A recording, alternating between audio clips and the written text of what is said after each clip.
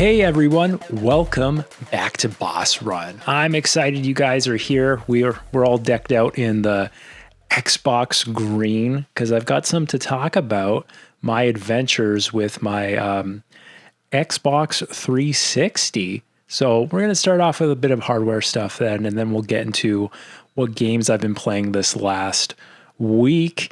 Yeah, I've been on a journey. As you guys know, I've been playing Lost Odyssey has been the journey. Playing this Japanese RPG game. It was an exclusive. It still is an exclusive to the Xbox 360. Pretty much at the end of the PS2 era, the main director of famous Square games like Final Fantasy, Chrono Trigger, etc., went off to make his own studio called Mistwalker Studios, and he signed a deal and he made some exclusive titles for the Xbox 360 at the launch. One is Blue Dragon, which I'm curious about, but I think maybe I might pass on that. We'll see. But I've always heard about this Lost Odyssey game, and it's a 4-disc epic adventure game. Once again, it's locked to the 360. That's the only way you can play it. You can still buy it digitally, but I guess you can, so it is backwards compatible. So if you have like a modern Xbox system, like one of the series systems, you could probably play it on there. But I just bought it for like $10 on sale, and I've been playing it on my Xbox 360. I had this Xbox 360 that I won off of. No, I didn't win this one. No, I Japanese auctions, Yahoo auctions was the, I have an OG Xbox that I probably need to check on to make sure the capacitors didn't explode on the motherboard and I'm screwed on it. I think this was maybe my nephew's Xbox 360 that he was like too young.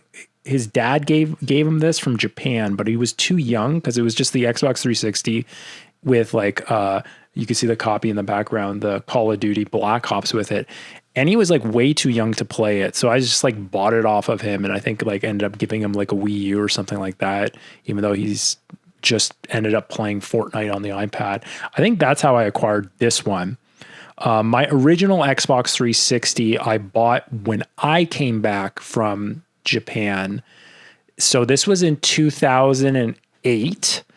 And that one, it ended up getting the Red Ring of Death a few years after it. I bought it in preparation for Grand Theft Auto. Anyways, I went on this journey of figuring out about like all the different models of the Xbox 360, especially the fat ones, the fat white Xbox 360s, to identify the different motherboards and to see if what's the pretty much like the rate of potential, like the potential of getting the Red Ring of Death, whether or not you want to like invest more in like games and stuff like with the system. And there was this website called Weekend Modder, and I guess it was for people who, if you're going through the trouble of actually doing a hardware mod on a 360, you probably want to like know if it is a model that is susceptible to failure. Anyways, they had this good website where you can identify the motherboard type. And basically, first of all, it's like yes or no if it has an HDMI port. Because if it doesn't have an HDMI port, then it's like a really, really old one. It's like the original launch ones. And that one's definitely a dud. Once you know it has an HDMI port, then you just look at you pull out the power adapter and you look at the power plug, the socket on the back of the 360. And then there's these images where you can narrow it down to which type you had by the release dates and stuff. And basically, the internal names for the motherboards, there's only two good motherboards. There's the Falcon motherboard that came out in August of 2008. And then the newest of the fat ones are called Jasper motherboards. And you can just tell by the prong setup. And there's a picture or diagram you can go into. So I came to the conclusion that from the time frame when I bought my original 360, it was like, it was before the summer. It was like a 2008 model. and it was a red ring of death. So that was the Opus motherboard.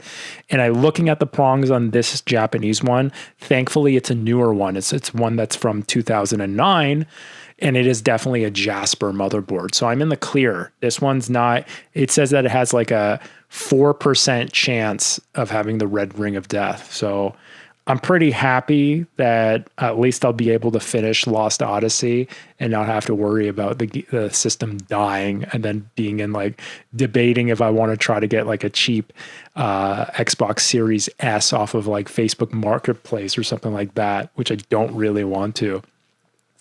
But yeah, like Lost Odyssey, it's been all I've been thinking about. Like the game's awesome. Like it really is. It's a shame why it's like stuck on the Xbox. I mean, they do have backwards compatibility, so I guess it technically isn't stuck. Like you can play it on a modern system, but like, man, I think that so like it's in the news that Xbox like they have a new CEO, Asha Sharma, and they're making a lot of moves to try to fix the brand. Even though a lot of people say that as a publisher, Xbox is doing really good because they sell games on like the Steam store and even on like the PlayStation 5 now.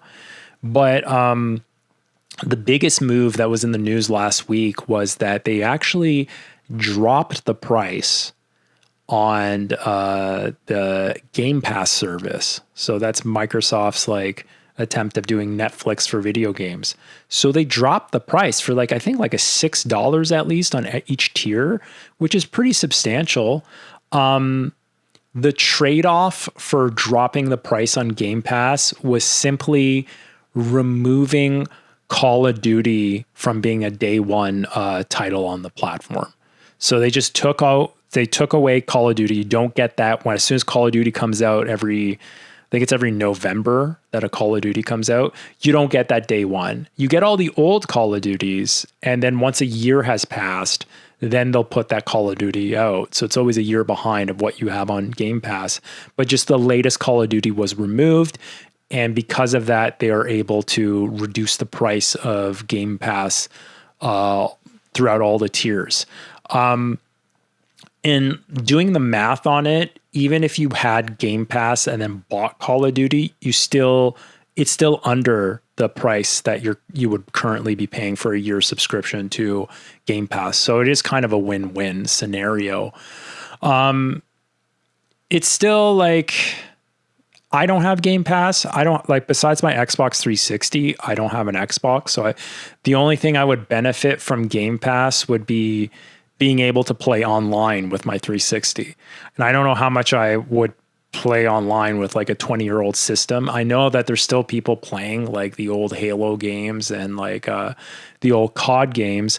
I would love to at least like try out a trial version of Game Pass just to see like what it's like to play like this copy of Black Ops on the internet, like on this old system.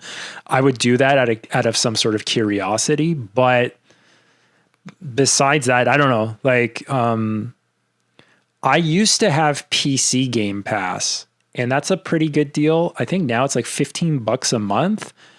And I mean, I wouldn't benefit from getting Call of Duty free for that anymore. But like, there's still like titles that I would like to play. Like, I definitely want to play the new Forza. I mentioned that last week on my PC. But then again, like, there's something to do with like just having everything on your Steam, like having all the achievements, having all like everything all together, plus having a Steam Deck that it works together with, like that ecosystem. They really have you there. But I'm really hoping, for the sake of like the health of the game industry, that like this CEO, this new administration of Xbox is able to revitalize the brand, especially going forward for next generation, because it seems like next year the new systems are coming out, even though it seems really early for that. Like, I have no desire of getting like a PlayStation 6 since I have the PlayStation 5 Pro. And I think that even the Pros potential is not even like maxed out. We just got like a newer upscaling technique, PSSR 2, which makes games look great, man. Like the games look almost like, honestly, like the first party games look on par with like games I play on my gaming PC, which is no slouch. And like, I don't see any benefit from that. I guess we'll see once Grand Theft Auto 6 comes out, how optimized that is. I think if Grand Theft Auto 6 comes out and it's not running at a 60 frames per second, that would leave room for desire for people wanting like a new console that would be able to push it up to 60 frames per second. And I could see that if there's a lot of stuff going on that is like CPU intensive, and that's how usually open worlds are more focused on using your CPU instead of like your graphics or GPU. I can see that being the case, but I mean, like Cyberpunk 2077 runs great on the PlayStation 5 Pro, especially now. So I'm really curious to see if there's even a desire. Like they should just push that back to like 2028, these new systems. I can see Xbox wanting to release a new system because so they know that a lot of people who haven't bought a new gaming system for this generation will likely buy one when Grand Theft Auto 6 comes out. And if they're going to buy one as of now, the way that the landscape, the console landscape, as in the game is a console exclusives, at least for a year. As of now, the PlayStation 5 Pro would be the system that Grand Theft Auto 6 would run the best on. So if you were just buying a gaming system to play Grand Theft Auto 6 on your 4K TV, you would probably just buy a PlayStation 5 Pro. Now, if they push the Microsoft Helix, I think it's called, out the door, and it's supposed to be way more powerful than the PlayStation 5 Pro, because it's supposed to be the one that's competing with the PlayStation 6. Technically, that would be the best place to play the Grand Theft Auto 6. So I can see that as being a strategy, but we'll see. We'll see how that works out.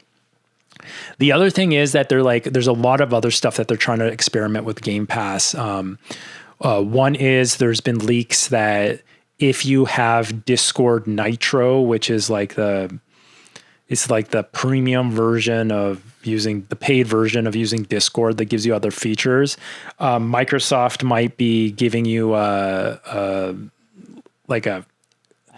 version of Xbox Live that will I think it's a version of Xbox Live that gives you like a selection of games to play on your PC, like 50 games, but there's no like online. I think it's like you can't really, I think you can still use your console, but you can't use online. Once again, that's a rumor, but it's a pretty good rumor. Like it's almost like a leak. Another like rumor leak is that Microsoft is thinking about experimenting with different, being able to make your own Game Pass package to like customize the pricing and stuff.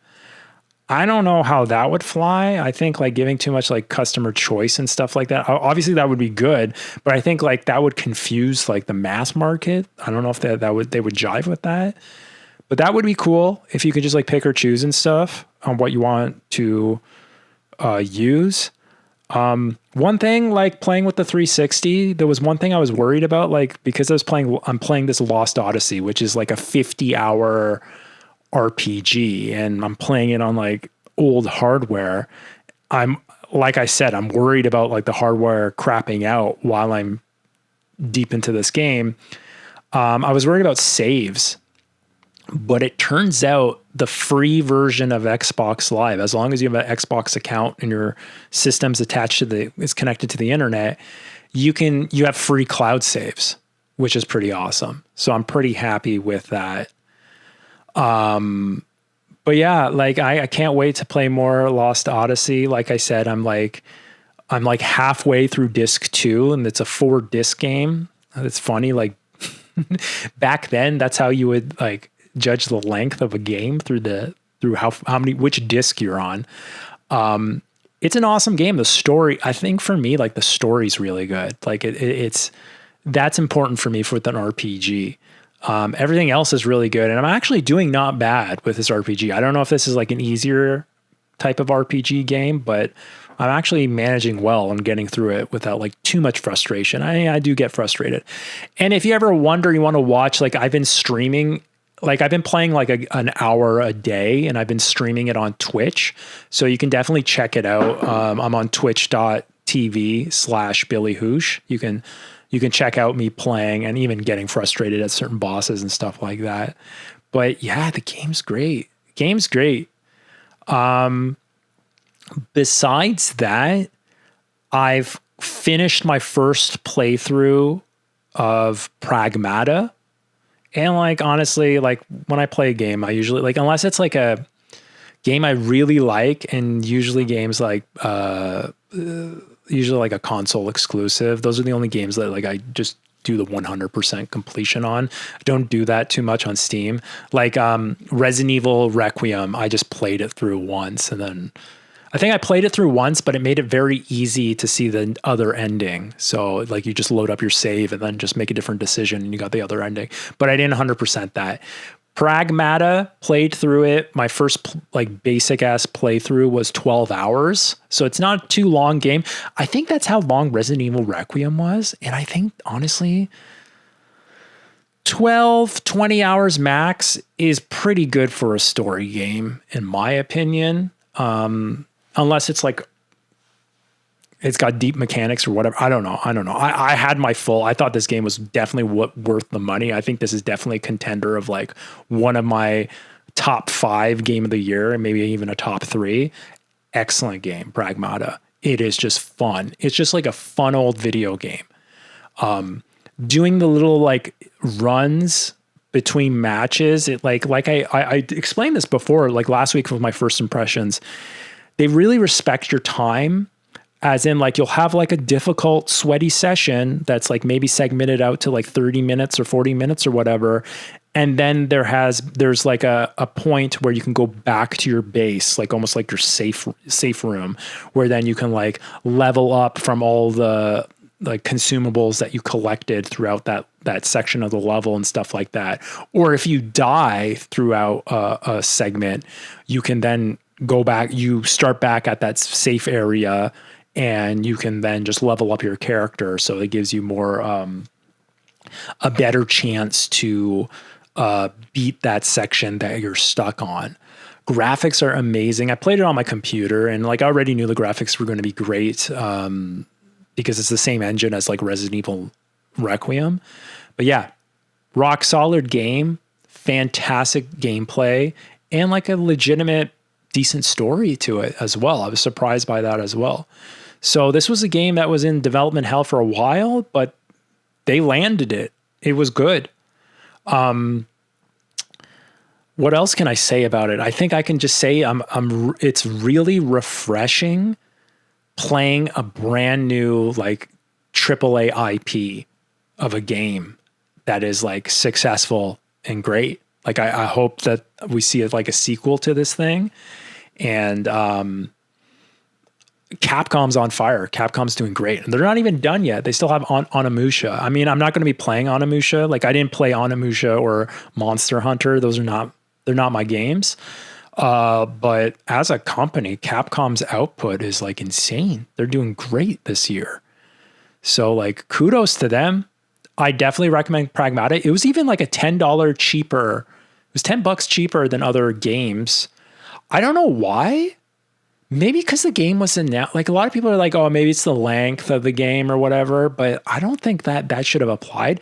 Maybe because the game was announced like 6-7 years ago. So maybe they were still like factoring in that pricing before the inflation.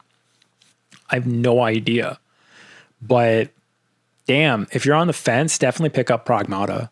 Like it is a fun game. It's not difficult. I remember seeing videos of it. I felt intimidated by like the hacking segment of that. not difficult at all. You have all these like mods and perks and stuff that make it easier to play. So it's really, really sweet. Highly recommend that game. Like top 3 this year. It was awesome. It also like kind of got me thinking, playing this game where it's not a roguelike, it's not like a bullet hell, but it's got some of those vibes in it. Cause like you're constantly like dodging like different like shots and stuff from like an assortment of different enemies. Like you'll get stuck in an area and there'll be different enemies that have different attack patterns, and you have to like dodge and parry all these different attacks while hacking to try to get through it. And it's almost like there's runs where like if you die, you start over, but you can level up. It made me think about Seiros, and I've been talking about like Seiros wasn't on my radar, wasn't really caring about it, but this seems to be the theme this year. This year's theme is games that were totally like I've been writing off and like being like from the previews, I was like, I don't think I want to play this game. And then they're games that like I end up actually giving a chance and they've been great. So like Crimson Desert, that was one of them. Pragmata, definitely. Like I remember when the previews, like before PS5 even came out, when they were showing Pragmata, I'm like, this game just looks dumb. Like it just looked dumb to me. It didn't look like a game that I wanted to play. One of the best games I played. Resident Evil Requiem, I would say even Resident Evil, because I didn't finish 7, and I never played 8 outside the demo. So I just assumed I wouldn't play Requiem, but Requiem had equal amounts of like action and survival horror in it that I love that game. So that's like even another one. I have a feeling that maybe Seiros, like I ended up like pre-ordering Seiros, and especially since like the review embargo lifted on Friday. So was it 3 days ago from this recording? And I read through all the reviews, trying to avoid any spoilers and stuff like that. And the company Housemarque, I think they're called Housemarque. They're a company that's owned by Sony now, and they pretty much said that, look, Returnal was critically acclaimed. A lot of people liked Returnal, but then there was also a lot of people who wanted to like it, but were intimidated by its difficulty or just put off by its difficulty and structure, because it wasn't really, when it first came out, it didn't really respect your time. Like you would play a run for 2 hours and then you would die, and then you just had no progress after that. So like, that's definitely a reason why I would not go near a game like that. But it was a game that I was interested in. Like I wanted to play a game like that, but I also didn't want to play a game like that. So the whole team and all their marketing leading up to the release of this game, and even now, like it's been confirmed reading all the reviews, that's what they focused on. They focused on making this game so that the people that are similar to me, who were intimidated and didn't want to play like a game that you're like hitting your head on a wall to finish a certain section, and then finally your joy is from getting through this grueling thing, kind of like Dark Souls types of games, where maybe even Dark Souls has more progression than what Returnal had.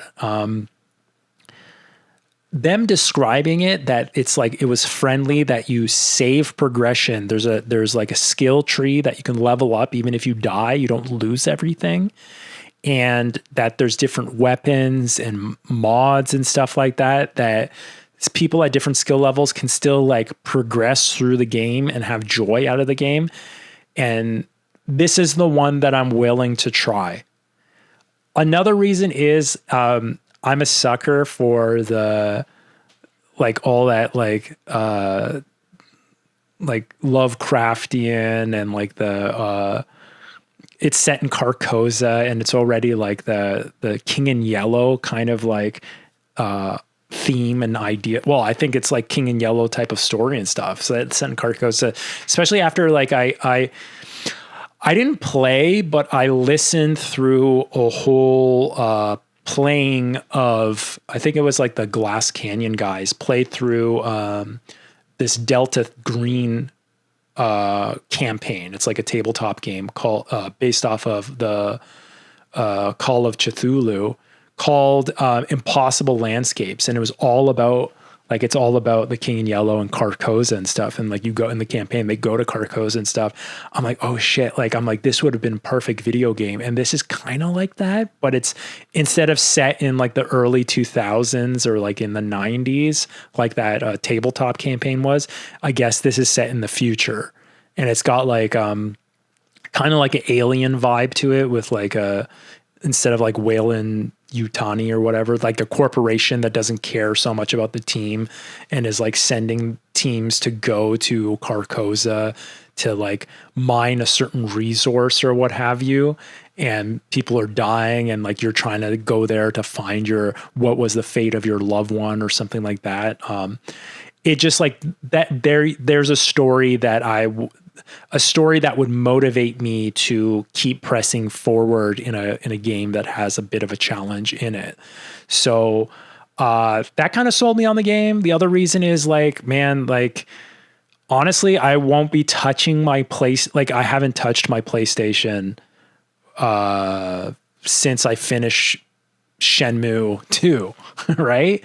And I don't think I'll be playing my PlayStation for a while, probably not into the fall when like Wolverine or Grand Theft Auto 6 or even Shenmue 3 Enhanced Edition. Those are the only 3 games that I'm waiting for this year on the PlayStation 5. So it's like, man, if I'm not going to touch, like I wanted a reason to play my PlayStation this summer, and I think this one game would be it. I hope so. I hope I like it. I ordered the physical copy of it because I got it through, shout out to Video Game Plus here in Canada. Shout out to them, even though this is not sponsored or anything like that. Got a discount because I save up the points. I always buy exclusive like console games from this company, and I always buy them physically. Just because, like, for no reason whatsoever, because, the only reason is it's just like, it's all nostalgia why I'm buying physical copies of games. Even though, like, once again, like being able to play Lost Odyssey on an Xbox 360 and being able to buy a digital copy of the game for like $10 kind of changed my opinion on like being physical only, because honestly, like I'd be wary playing a physical game, like a 50-hour physical game on like this rickety ass disk drive. Even the hard drive is a mechanical hard drive, which like, once again, like that could be a little sketchy. But then again, I could always just replace the hard drive in this system easier than like the disk drive, and then just re-download the game. And the save is saved up there. But yeah, so because I have a physical copy of Saros coming, it's not an early access copy. I believe the deal is if you pay Sony $10 more for their digital deluxe version of it, you get like 2 days early access to the game. So I think people get to play the game on Tuesday, I think, if they paid the extra amount of money for the digital copy. And I think my copy comes on Thursday. I think it comes out April 30th. Is that a Thursday? Yeah. So it comes out on April 30th. I hope, because there's early access, I hope Video Games Plus just mails it out earlier. I hope so. But we'll see. If you're listening, guys, just mail it out earlier. But I'm really excited to play that game. It looks like it's like super fast action, like a super fast action-y third-person shooter, which I'm down with. Especially if you got like a good story to tell. I'm excited to play that. So that's my next game, Because right now I'm done the games. You know what? I really need to look back at Tomodachi, and I had a feeling, man, like I knew if I didn't play the demo, I probably wouldn't have bought the game because I knew I wouldn't always be in the mood to play a game like that. But I have to just kind of force myself. I kind of dropped off of playing Tomodachi because I had to make to progress the island, to unlock more features of the island. I had to make a new me. And I'm like, man, I am just not in the creative mood to make a new character, to sit for an hour and make something funny that it would work in the world. So I kind of dropped off of that. And I kind of hear how people said, like, well, I wish there was like more online connectivity with the game so that like maybe like you could import in other user created characters. Like maybe like there's like a database of like people who made like celebrities or something like that, like likenesses of famous people that you could just download and put into your island or whatever. That would have sped up the process and made it a little bit more fun. Even though I know a lot of people have fun just like making characters and stuff like that, like in The Sims and stuff. But like sometimes I'm just not in that mode to be able to sit down and make something. That's why I've never really gotten to games like Minecraft and all that kind of stuff where you're like, it's Lego or you're just like creating and stuff like that. Unfortunately, I'm not creative when I sit down to play a game. I just kind of want to like play the game and enjoy like almost like a theme park ride or like a movie kind of experience where it's passive to a certain extent, but it's also active, not just like totally active where you're just making everything yourself and like Lego or something like that. So it's unfortunate with that. Like I kind of still don't feel like playing Tomodachi Life, but maybe I'll come back to it. But yeah, finishing Pragmata, I think these like up to Saros, I'll probably just be playing Lost Odyssey because I'm like very much engaged in that game and in the plot of that game. It's weird. It's fun. And it's a really high quality game. Like it's just fascinating that they didn't like remake it, or I don't know what's going on. Like, why didn't they make a sequel to it? I guess it didn't sell enough. I don't know. I have to look into more of the history of that game because it's just such an oddity. It's an odyssey. It's an odyssey. So like, yeah, man, all I could think about is playing Lost Odyssey, which is great. Like back then where it came out, whenever it was, with 2008, 2007, no way. I was not into any sort of RPG game, like turn-based fighting games. Never liked those. Now I really like turn-based games. Maybe it's because I slowed down in pace, which like, I guess Saros would be like a polar opposite, like the fighting in that game compared to Lost Odyssey. But yeah, it's great. It feels like a cross between like a Final Fantasy and like a Dragon Quest kind of game. But like my buddy Mark watched me play on Twitch and he said it reminded him of a PlayStation 1 game called the Dragoon, the Island of the Dragoon, Lost Dragoon.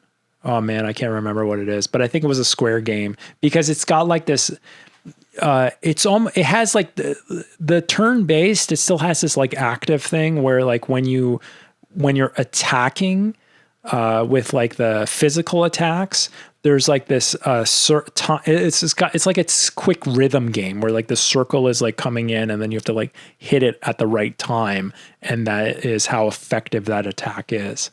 So like it has a bit of that to keep you awake. I don't like, hey, whatchamacallit, what's that game? The French game that is doing the Claire the Obscure. That was a really cool like rhythm game, turn-based kind of deal with the attacks and stuff like that. That was very sweet.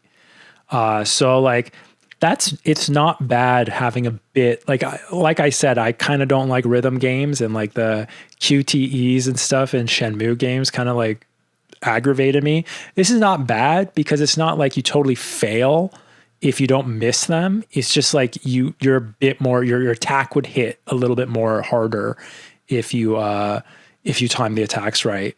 But slick game. Really good game. Really like sad stories in the game.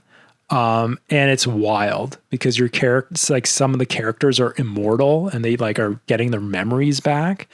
So like when you go to these different places that maybe you've been there long ago, and then like people that remember you when they were kids are now like geriatric. That's a really cool thing. Like it goes places in this game. It's really cool. I'm like gushing over this like 20-year-old game. I'm enjoying my Xbox 360 more than like any of my systems right now, which is hilarious.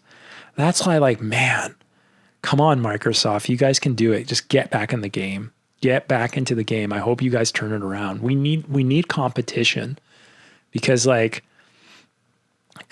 it going to be? Like if Microsoft disappears, the console market is just like Sony PlayStation for like AAA, like high-end multi-platform games with some exclusives. And then like the Switch, like Nintendo's, it's a niche of their own. They don't really compete with Sony or PC. They don't really compete. With PC, another thing with playing on my PC is I'm trying to get myself to play my GOG games. Like I realized like, man, I have like 81 GOG games in my library. Most of them were just like claimed for free because if you have like Amazon Prime, they have like Amazon Gaming where they give you free games, but usually like the free games are like for the Microsoft Store or the Epic Games Store or for GOG, not for Steam. So I have like, I always claim them. So I have this massive collection of games and like, I forget that I have some of these games. Some of these games I end up buying on Steam where I'm like, oh, I already own these games. A lot of them are really good old games, just as GOG stands for. But I've never downloaded the launcher and I've rarely played them on my PC. I think there's ways to play it on your Steam Deck using like a different, like a third-party launcher, like the Heroic Games launcher, I think it's called. And I ended up buying some games recently on it too, because they're just like dirt cheap. They're like a couple of dollars, like $3 and stuff like that.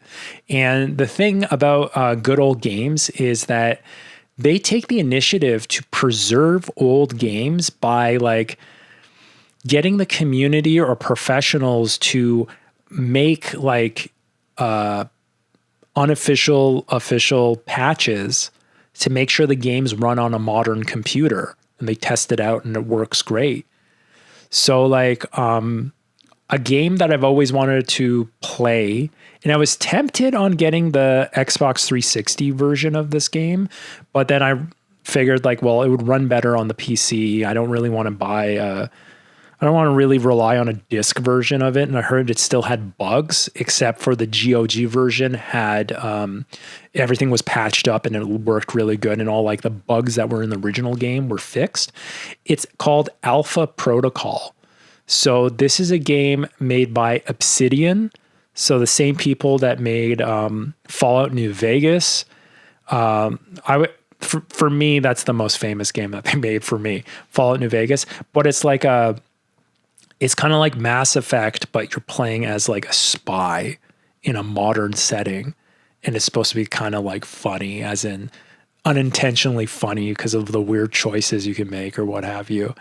I also heard that the GOG version of it has a lot of like, there was licensed music in the original game. So if I had the Xbox 360 game, that would have been like a corrected version of it. Original version of it, but the Steam version had the licensed music removed from it because they ran out of, like, they didn't have the license anymore to be able to sell it. But the GOG version has that stuff. So it's like a purist form of the game. It's like the best version of the game to play. So I picked up that. I'm kind of looking forward to eventually getting to that game. So like I need to get myself to play my GOG backlog eventually.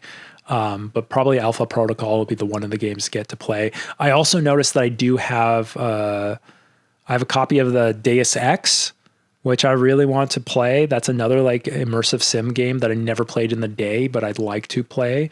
And there's a lot of like mods and patches for that, despite an enhanced version that's supposed to be coming out, but they pulled it. They pulled it at the last minute because there was bad feedback about like the design, like that they remastered it and they changed the graphics, and like there was like a feedback from the community who said it looked terrible. They should just keep the game looking like it usually did, but just having like the proper controls and stuff like that. I still kind of want to wait for that version, because if they fix it where like you can just play it with the original graphics, but it has like controller support and runs fine on a Steam Deck, I'd rather play it that way. So I might avoid that game and just play Alpha Protocol on my PC while that comes. But I do have a healthy backlog of games on my PC that will easily fill the gaps, especially this summer after like Saros is done. Because I also like from the reviews, despite the fact that like review players, like they are obviously they're professional video game players that have like a deadline. So they probably finish games earlier than most people. A lot of them finished Saros in like 20 hours. So it's not a terribly long game. I'm not good at those games, so let's just add another 10 hours to be generous. So even a 30-hour game is not too much time. So unless like some big titles come out in the summer, I'm probably going to have like a huge gap of gaming. So that's why I could start chipping away at my backlog as we get deeper into the summer. We'll see. I think Lost Odyssey is probably going to last me a while, and I'll have some good takes at the end of that game, tell you what I think about it. But I've been eating good. I've had lots of good new games and like tons of like old games that I'm discovering. It's funny how your taste changes as you get older. I guess it does in all medium. Like in movies and stuff.